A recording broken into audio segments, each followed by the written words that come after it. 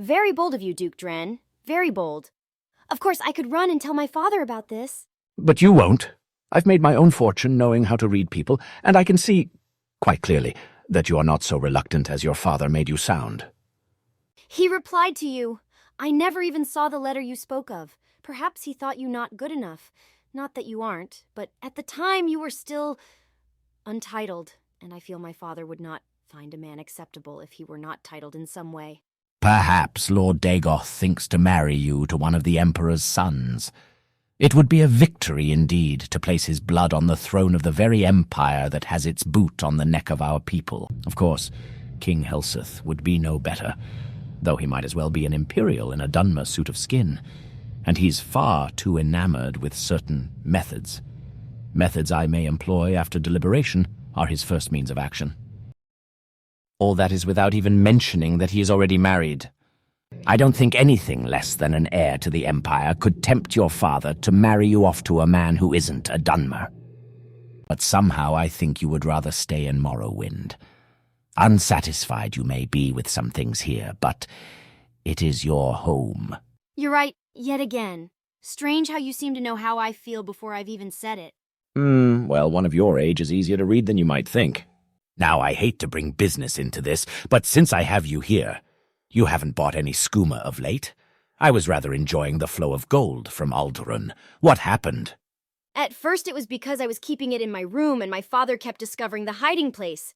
Then it was because they kept finding my other hiding places. A shame, really. The students of the Mages Guild were grateful for the study aid. I used to indulge in it myself, too, but, well, I didn't want to keep wasting money on something that would keep getting thrown out. That makes sense. I suppose it's only natural for a father to wish his daughter to stay away from it. Still, as I recall, you always enjoyed it. You had a refined palate for one so young, telling the common stuff apart from Balmora Blue, for example. But off that subject, I want to ask clearly, are you interested? I suppose that I am. It's just that I've always been wary of the political games played by those in power. I have no patience for them. The wedding I expected to have fun with, for example, but it was another social game I didn't want to play. And you, by a union with you, I would be stepping straight into the thick of the noble court. And how do I know that you won't simply lose interest? It would take any man quite a long time to lose interest in his new bride. Provided she was a dull sort. He might do so immediately. You're not dull at all, my lady. You're invigorating, exciting, and alluring. I don't have an alluring bone in my body. Well, my lady, you know that could be fixed. Give me some incense of Mara, then maybe we'll talk. Now, I can see my father exiting the foreign quarter, so it might be a good idea for this conversation to continue another day. Of course. Perhaps on your next visit to Ebonheart, we might have that talk. It will be a long talk, I hope. I think you and I are going to get along just fine. There you are. I've been looking all over Vivec, the city. Tell me, was I hallucinating? Or were you halfway to kissing the man you told me you hated? Is there something you need to tell me? No, of course not. And, that letter we got from the Duke came a bit late. Seems Orvas is the Duke now. He moves rather quickly. Clearly. What happened to getting rid of the problem, Haj-deek?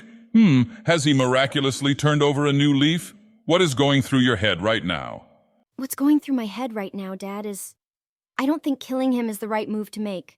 Dagoth Haj-deek Nerevar, you're going to give me the whole story right now, or you won't be leaving the volcano for a good long time. He's become the Duke of Ebonheart. The king is going to outlaw slavery, and Orvas is planning to release his slaves preemptively and say it was due to my influence on him.